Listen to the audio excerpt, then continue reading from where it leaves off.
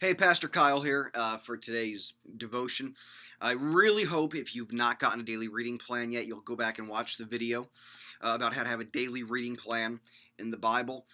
These videos aren't intended to go on all year. They're a jump start to the year, and as we're approaching the end of January, the beginning of February, we're going to kind of phase them out a little bit, and you need to be a self-feeder. So I'd encourage you to go back and watch yesterday's video if you haven't yet. Small changes, big difference, very important, and go back if you haven't done so yet and get the Bible reading plan video.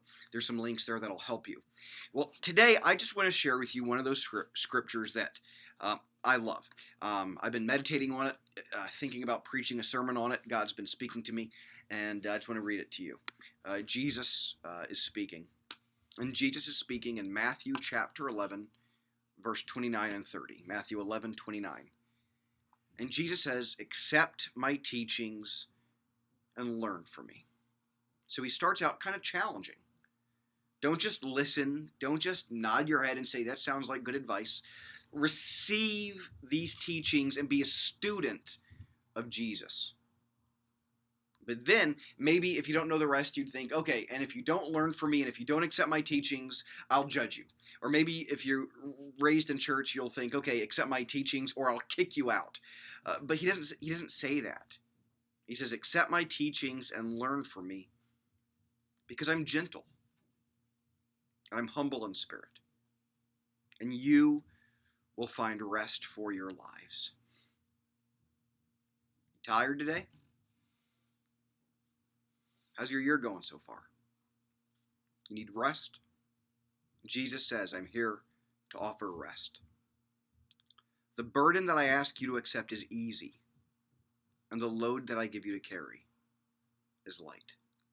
My burden is easy, and my load is light.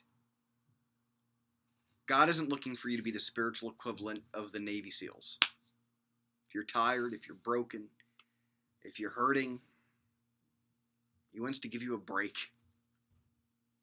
If you feel like you're always walking into the wind, he wants to put the wind to your back. He wants to give you rest. And so, part of experiencing the rest of God is simply receiving it.